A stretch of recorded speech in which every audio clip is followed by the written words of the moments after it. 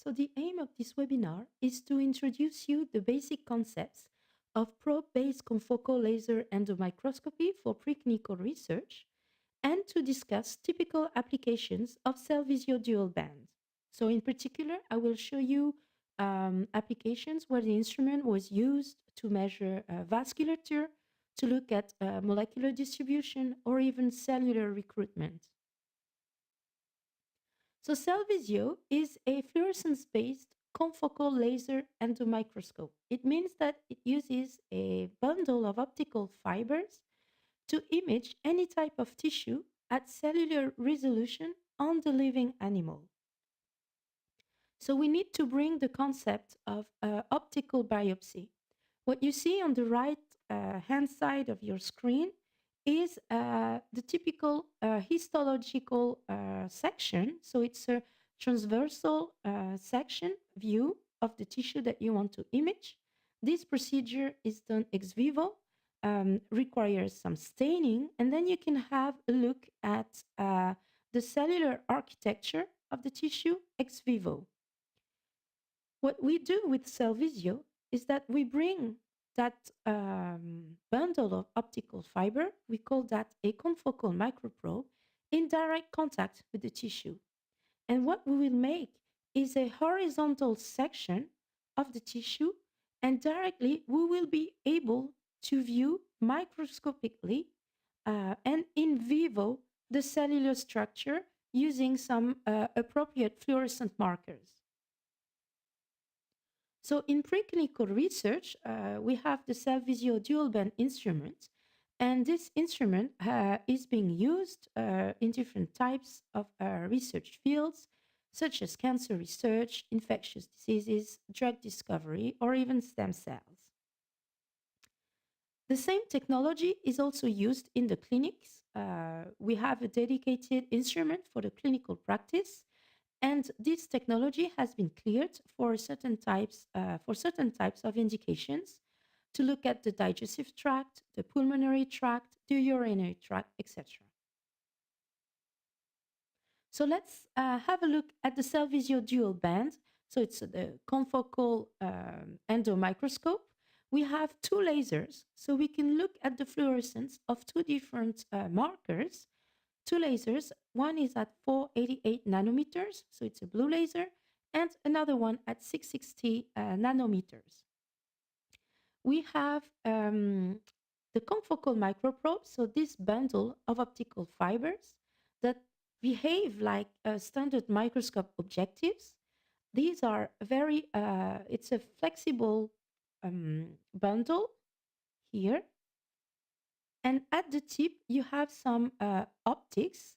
And depending on the optics that you have different types of spatial resolutions, different types of diameters. So the highest resolution that we can reach is 1.4 microns. So it's about this cellular scale resolution. And we have very thin probes to reach difficult to access areas with a diameter down to 300 microns. So these are the different types of microprobes that we have. We have different series. So S series, this is to look at the surface. So when we bring the confocal microprobe in contact here with the tissue, what we will do is look at 15 microns from the point of contact. So we will collect the fluorescent signal from this blue area. The S series probe can have very thin diameters, as I mentioned, 300 microns. Then you can have the M series, which have a very high resolution, high spatial resolution. They can look at with a resolution of 1.4 microns, and they will look a little bit deeper in the tissue. Depending on the type of probe from the M series, it's around 60 microns, let's say. And then for more, for deeper imaging, to look at deeper tissues, you have the Z series, which have a deep working distance. They can go up to, let's say, 100 microns below the point of contact. So it's to look at deep tissue. So, what is great with this set of confocal microprobes is that you can see from surface to deep tissues, and this anywhere in the animal. For example, what you just need to do is to make direct contact between the confocal microprobe and the tissue of interest. So, the tissue of interest can be external organs, such as the eye or skin. You can use natural roots because the confocal microprobes are flexible. So you can look at the colon, you can look at mouth, vagina, or for deeper organs, you can make just a small incision so you can give access to the confocal microprobe, and it will require a minimally invasive procedure. The other advantage of the confocal macroprobes is that you can combine them with multiple guiding tools. They have a small diameter, so they can be used in combination with a colonoscope. For example, use the working channel of this colonoscope. You can insert them inside a needle for a minimally invasive procedure. You can combine them with the stereotaxic frame for brain imaging or even a micromanipulator. So now, if you want to compare Cellvizio Dualband to other imaging modalities, what you have is on the right the standard in vivo preclinical imaging modalities, for example, ultrasound, MRI, whole body imagers. So the great advantage of those techniques is that you can have a look at the whole animal while it is anesthetized and look at specific molecular events or have information about some functionalities while the animal is anesthetized. And these are totally non-invasive procedures. However, you will lack spatial resolution. You will have a look only at macroscopic information. On the other side, what you have are the standard benchtop confocal or two photon fluorescence microscope. And these instruments are mainly used on in vitro, so using tissue sections or on cell cultures. There are some setups that are available for in vivo imaging on animals, but the setup are quite complicated. And the advantage of those benchtop confocal microscope is that they will bring you a very high resolution. You will be able to look at what is inside a cell. They will have a submicron resolution. And what you have in between is a Cellvizio dual band. So what we do is we bridge a gap between those benchtop confocal microscopes and the whole body imagers. We are a complementary technology. What we do is that we can look at cellular events with the micron scale resolution, so pretty good spatial resolution, but this in the living animal. So the procedures, as I mentioned before, they can be totally non-invasive depending on the tissue that you want to image, or it will be a minimally invasive procedure. So let's remember some practical aspects when you want to run a Cellvizio experiment. So we have two laser wavelengths, 488 and 660 nanometers. That means that you can look at the fluorescence signal of two different objects. For example, you can follow a specific fluorescence molecule. This molecule will be, for example, a reporter molecule, or it will describe a certain activity that you want to image. And at the same time, you can look at the environment of this molecule. What is the tissue structure or what is the vasculature? So which fluorophore can you use? So first you can work, of course, on genetically modified animals. So the cells are fluorescent. You can use fluorophores that are commercially available. You can find fluorophores that will be able to stain cells, to look at vasculature, or even, as I mentioned, biological mechanisms such as apoptosis or calcium activity. There are other ways to look at specific fluorescent molecules is to label your own molecule using a fluorophore. So you have a molecule of interest, which can be an antibody, it can be a specific peptide that will target some specific tumor areas, for example, or a nanoparticle that will target specific areas again. And you will be able to, you can label those molecules to a fluorophore and fluorophore that you will be able to detect with our instrument. So now I will show you some typical examples of applications of Cellvizio Dualband in preclinical research. So as I mentioned, you have two colors, so you can look at two type of phenomena. So here for in vivo histology, you can look at vasculature. So here, vasculature in red, and at the same time, tissue structure. So here, this is in the colon, so you can detect the colon crypts using acriflavine and Evans blue for vasculature. So just remember, this image was performed in vivo on the living animal, just with those two fluorophores in real time. So as I mentioned, also you can track or locate a fluorescently labeled molecule of interest. So in that case, here it is angiostamp, that is a molecular marker for integrins. So here, and at the same time, with vitsidextrin, we are looking at the vasculature. So here, the neovessels inside the tumor.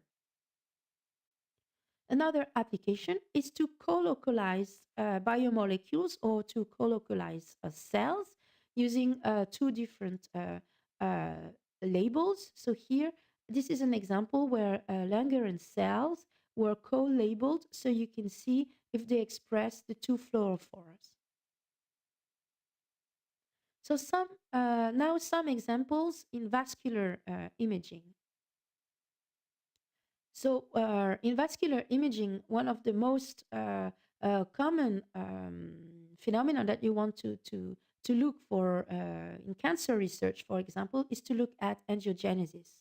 So here, this is a video that was taken on an animal to look at the expression of integrin, so in red, and at the same time to look at the vasculature with vitsidextrin. So you can see here the tumor neovessels, very tortuous, very small, and together with the expression of the labeling of the integrins with angiostem.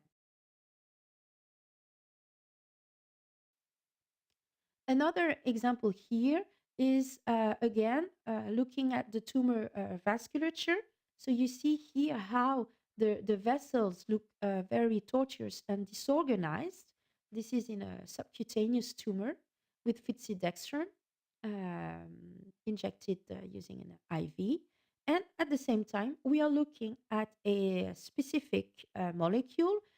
In that case, it is a nanobody targeting HR2. And this nanobody was labeled with IR dye 680. So you see here the presence of this nanobody. The nanobody was injected intravenously, and a few minutes after the injection, we can see that the nanobody can be found outside of the tumor vessels. So the extravasation process was very fast. Again, to look at extravasation, you want to look at extravasation to confirm, for example, the delivery of a drug or to confirm the efficacy of a treatment. So here in this example, two fluorophores were injected intravenously, vitsidextrin to highlight the vasculature, and some magnetic nanoparticles, so in red, magnetic nanoparticles that were labeled with DIR. And when a magnetic field is applied, you can see here in real time the aggregation of those nanoparticles within the vasculature. What we can see from this image that is obtained in real time is that those nanoparticles, they aggregate very near the blood vessel wall, but there is no vascular damage that is observed. You don't see any extravasation, you don't see any leakage of the fluorescence signal. Another example here, so the same nanoparticles, magnetic nanoparticles labeled with the IR and fitsidextrin to highlight the vasculature. So what you can see is the measurement was taken at different time points after the injection. So you can perform a longitudinal monitoring of the biodistribution of those nanoparticles inside the tumor. So at the beginning, after 1 hour of injection, the nanoparticles they remain in the circulation, and after 4 hours, they are still inside the circulation, but they start to extravasate. And here you see, after 24 hours, you see the extravasation of those nanoparticles outside of the blood vessels. Another example of applications of Cellvizio for vascular imaging is to look at the morphology of the vessels, to look at some alterations in the vessels. Those alterations could be due to a disease or to a treatment. So we have a plugin in our analysis software called Vessel Detection that helps you detect automatically blood vessels in an image. So in that case, you can better understand the disease, the development of a disease or the action of a drug, and also translate the methodology to the clinics. I will now focus on some applications of Cellvizio Dualband in molecular imaging. So the first example is the validation of a molecular imaging agent in a colorectal cancer mouse model using an integrin probe. So the molecular agent that they want to validate is called IntegriSense 680.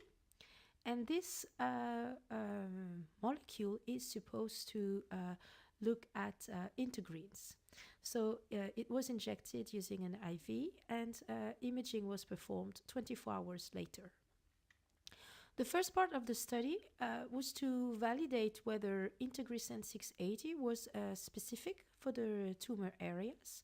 So what they did is that they used whole body optical imaging, and they were able to validate the fact that this agent accumulates only in tumor regions.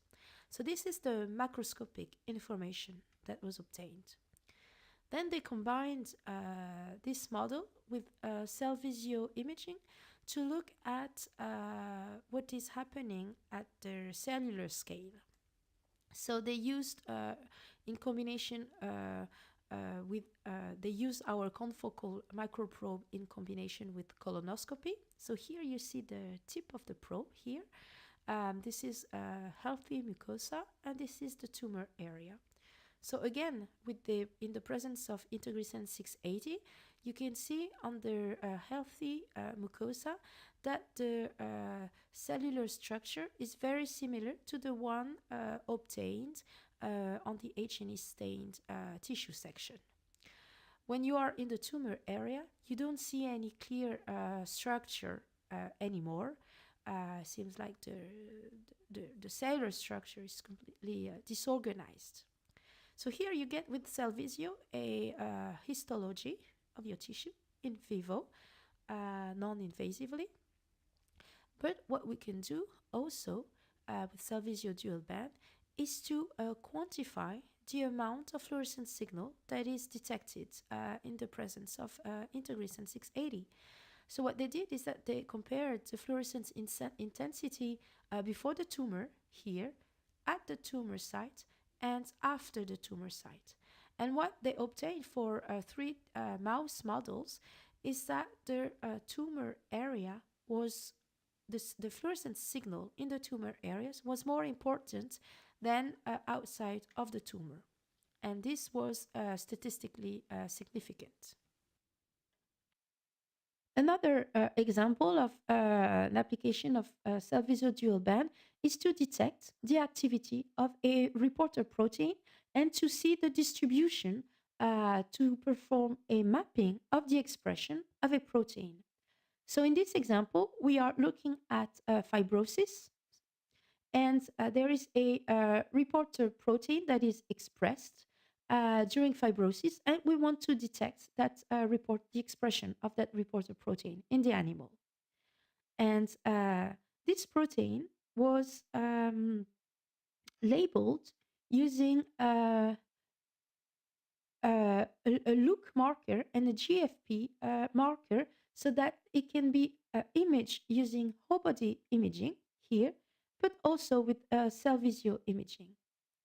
So what on the animal, what was obtained is that the protein was detected, of course, in the liver, but not in the kidney, because the signal from the liver totally hides the signal from the kidney.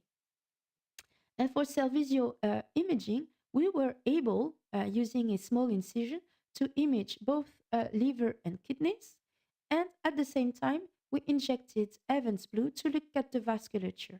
So what you see in the green spots here are the GFP protein that is expressed during fibrosis. And in red, this is the vasculature. So this is in the liver with different magnifications. So this is a surface probe, 3.5 microns of spatial resolution. And this is the a mini O, ultra mini O probe, so M series with 1.4 microns of spatial resolution. So we are, it's like a zoom of this image.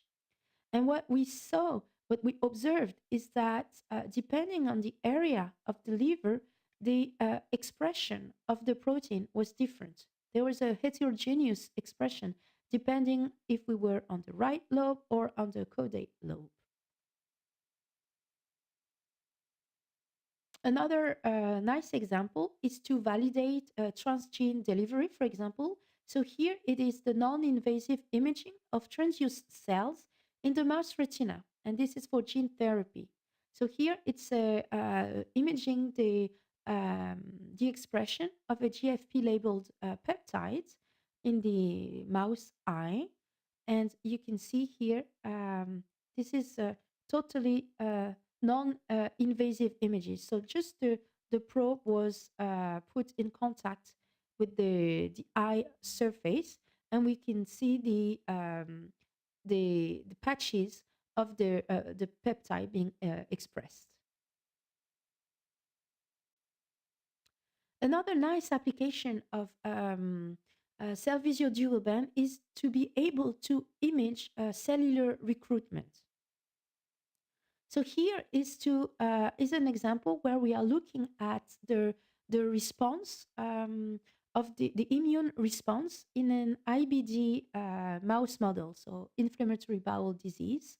So what we do is we are imaging GFP tagged T cells in the mouse colon, and in red you have the vasculature. So the animals were imaged at different time points during the development of the disease, at day 9, at day 14, and at day 56. And what we observed is the recruitment, let's say, the recruitment of the immune cells in the colon. So what we observed is that at the beginning of the installation of the disease, we could observe only very few isolated T cells. Here you see very few isolated. And then at day 14, so this is the video as well, you can see that the T cells are grouped into clusters, and we can detect them. We have more T cells. And then at day 56, then you have numerous T cells. You have lots of T cells inside the mouse colon because the IBD is well installed now. Another example of imaging cellular recruitment here is an application of imaging of Langerhans cells after vaccinations. This procedure was done on, this imaging was done on non-human primates, monkeys, on the skin after vaccination. So two antibodies were used. One in green was targeting Langerhans cells, and one in red was targeting the fusion protein after vaccination. And what was observed, so this was a totally non-invasive procedure because we were looking at the epidermis. We observed that some Langerhans cells, they were um, expressing as well this fusion protein. So it is a way to validate the delivery of the vaccine. Here, another example of imaging, cell imaging, is the use here of cell sheets for wound healing. So the authors have developed a technology based on adipose tissue derived stromal cells um, to to use that for wound healing. So the stem cell, the stromal cells, were labeled with PKH 67 and designed into a cell sheet. And that cell sheet was used in a pig model um, of ESD. So this is the image obtained in vitro. So these are the cells in suspension. And this is the image that you obtain when the cells are organized into a cell sheet. And this is in vitro imaging. And when you go to the animal, so in the pig, what you do, what we get after the transplantation of that cell sheet is that you see that the treated area shows that the tissue is organized like the cell sheet in vitro 3 days after the transplantation. So you can get a confirmation of the structure, the cellular structure of your tissue in vivo. This is very nice application of Cellvizio Dualband here on a pig model. So I hope that with those examples, I have convinced you that Cellvizio Lab can bring you a very valuable information to better understand what is happening at the cellular level in vivo on the animal. Um, we can image different types of tissues because we have different types of confocal microprobes. Um, they can be these can be done during non-invasive procedures or minimally invasive procedures. The technology is suitable for longitudinal imaging, so you can see the evolution of disease, for example, or the impact of the treatment. And what is great, because we have those two colors, is that you can get morphological and functional information at the cellular level simultaneously on the same animal. And this can help you better understand lots of molecular mechanisms that are involved in tumor or disease development, or as I mentioned, in response to treatment. So thank you very much for listening to this presentation, and I will be happy to answer to your questions.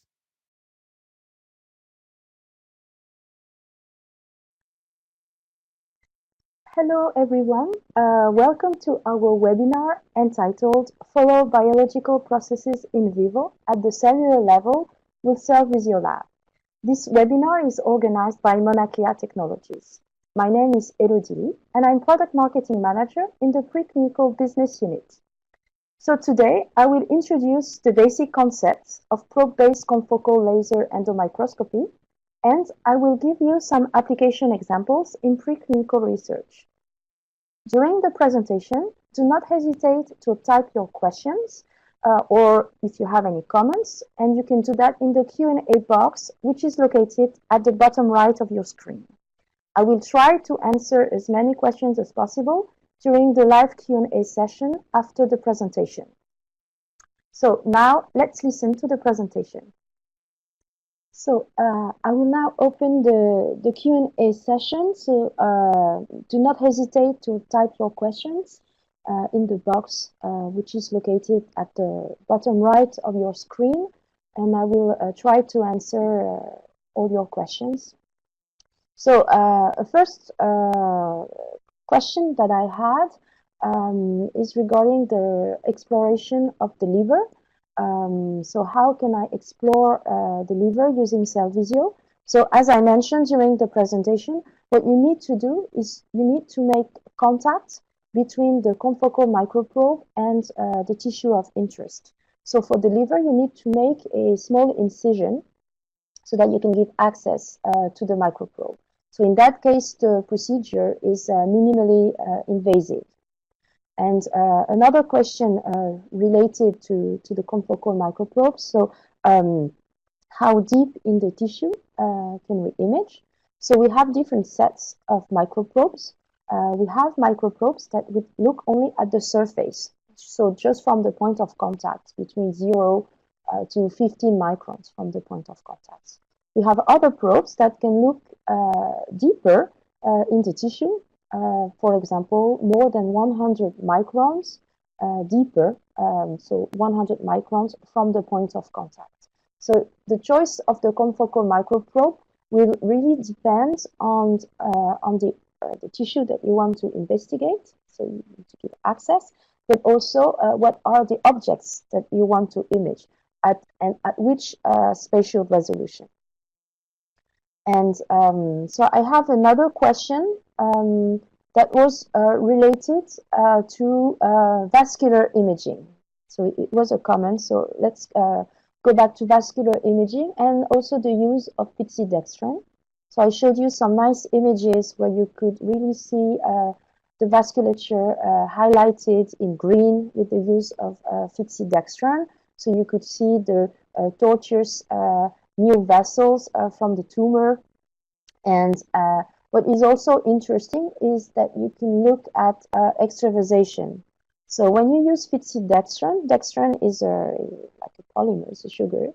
You can choose the size of the dextran that you will use. So depending on the size of your dextran, this fluorophore will remain inside the vasculature, or depending on the condition of the vessels, it may extravasate. So the choice of the molecular weight of the dextran molecule can be quite important in your experiment, and also depending on what biological phenomena you want to image. So then I have another question, so related to the type of animals that we can to image.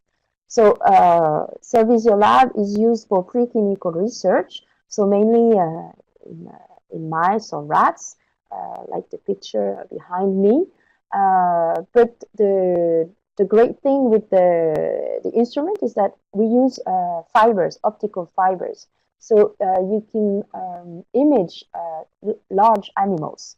So for example, for a whole body imaging system like an MRI, it will be very difficult to perform MRI on very large animals. But with the Cellvizio, because you only need to give access to the confocal microprobe, you can work on sheep, for example.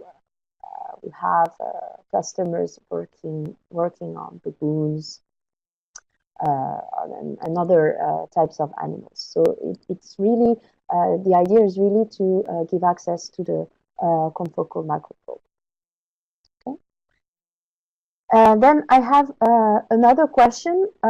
So regarding these stacks, so maybe for those who are familiar with the fluorescence microscopy, working on 2-photon microscopes, or so benchtop confocal fluorescence microscopes.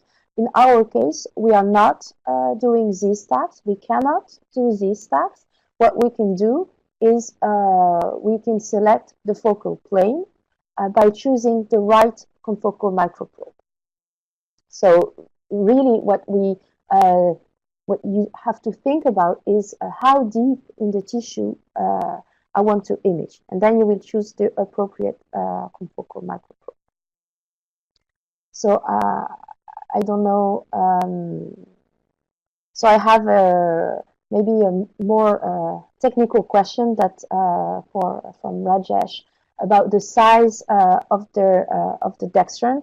So I would say it depends on the animal that you're using. Some people they use 70 kilo Dalton molecular weight dextran. Others they use 150. So it depends again on the animal and on the type of phenomena you want to image. Maybe we can discuss by email so we can better assist you. So I don't know if you have more questions, do not hesitate to send them by email because I don't have any more questions at the moment. So you will be able to rewatch this webinar because this webinar was recorded. You will receive a link to watch the recording of this webinar. So if you have more questions, just send me an email. So I am now opening the Q&A session. So if you have questions, do not hesitate to type your questions or your comments in the Q&A box, which is located at the bottom right of your screen. So I have one question about the laser excitation. So if the two lasers are working simultaneously or not. So yes, you have a simultaneous excitation with the 488 and the 660 nanometer. So you have both lasers, so that's why you can record images with two colors. So the 488 and 660 nanometer laser. I have another question. This is a question related to the investigation of vasculature, especially the use of dextran. So I have showed you some nice examples of dextran, where dextran was used to image vasculature. So you could see the tumor vessels, very tortuous, very narrow vessels. And with the dextran, you know dextran is a polymer, it's a sugar, and you can choose the molecular weight of the dextran molecule. So you can choose, for example, a low molecular weight dextran if you want to look at extravasation, for example. If you're looking at extravasation, you can look at use a low molecular weight dextran. If you are only interested in vasculature, then you can use a high molecular weight dextran, and in that case, the dextran molecule will remain inside the vasculature. So I have another question regarding imaging, lung imaging. So we do have some applications for lung imaging. So we have some users, they are looking at bacterial infections in the lungs, or looking at stem cells inside the lung for in acute lung injury, for example. So I can send you the publication for that. And just to mention, so lung, it can be difficult to access to the lung, especially if you are working with small animals. So we have some users, they can perform non-invasive procedures on mice. So this will require some very technical, high technical skills to insert the probe, but this is possible because, as I mentioned, you have very thin probes with a very thin diameter. And in other cases, it will be let's say a little bit more invasive approach where you can open just the trachea to have access to the lungs. Then I have some questions about infectious disease. So yes, looking at infection, as I mentioned, so the spread, we have customers who are looking at the spread of infection, spread of bacteria, for example. So it's really a matter of what you want to image. You can use GFP labeled bacteria and track those bacteria inside the animal. So yes, this is absolutely possible. I have another question, still maybe related to the use of the two lasers, the two colors. So if you want to, if you have two dyes, are we able to use them simultaneously, and are we able to distinguish them? So I would say it depends on which dyes you are working with. For example, if you are working with a dye that will be excited with the blue laser and one that will be excited with the red laser, if one dye has, let's say, green fluorescence and another one a red fluorescence, so yes, you will be able to detect them simultaneously and image them simultaneously. So if you can see at the back, we have two images. So we have two types of fluorophores, and we are able to detect them simultaneously and to locate them. Then there are other cases where you may use two dyes, but they will emit in the same range and be excited by the same fluorophore. In that case, it will be more difficult to distinguish them, except if they are targeting different types of objects. For example, one, I don't know, maybe targeting some, let's say, vasculature, so you will be able to see vessels, so you know the shape of the vessels, and another dye who will have maybe the same type of excitation and emission specifications, but that will target some, maybe some epithelial cells, for example. In that case, thanks to the image, the morphology of the signal, you will be able to see whether this is a signal from inside the vasculature, or if it is a signal from a cell because of the shape of the image that you get. Then I have another question looking at the autofluorescence. So if we are able to see the autofluorescence from cells, let's say maybe it depends on the tissues. There are some tissues that are quite autofluorescent. So in that case, we will be able to detect it. So I know, for example, in for lung images, but on humans, this is for the clinical instruments. Most they use a lot the autofluorescence from the lungs. For example, if you are working on skin, you can get some autofluorescence signal. And then I have another question for imaging bladder or urinary tract. So yes, we have some I have some examples where the bladder was imaged, but that was on ex vivo biopsies, so from human samples. But I can send you publication, and we can discuss about that. I don't know if you have another question about quantification. So regarding quantification, what we can do with the preclinical system is that we can quantify the fluorescent signal from the objects that you detect. So we are able to, for example, to compare the fluorescent signal from one area to another area.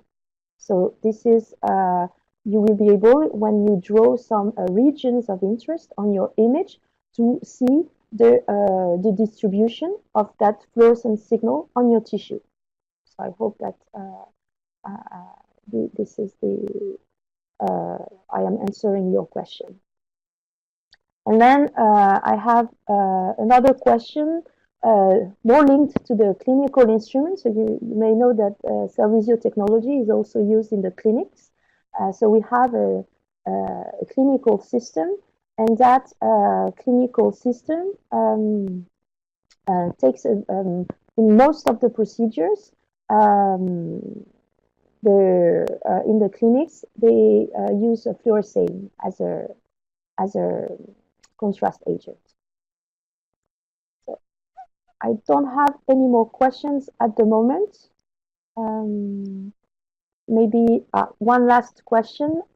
So it's a question related to the imaging mode. If we have reflectance mode imaging, so no, it's only the fluorescence signal that we collect. I don't know if you I don't have any more questions at the moment.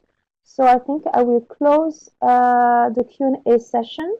If you do have more questions in mind that come up later, just send me an email and I will get back to you. No problem. So thank you again for your participation, for attending this webinar.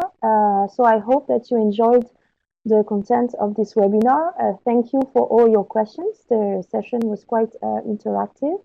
The webinar was recorded, so you will receive probably next week a link to watch the recording. And if you have more questions about Cellvizio Lab, about this webinar, do not hesitate to send me an email and I will get back to you. So I'm going to say see you next year and I wish you happy holidays. Bye-bye.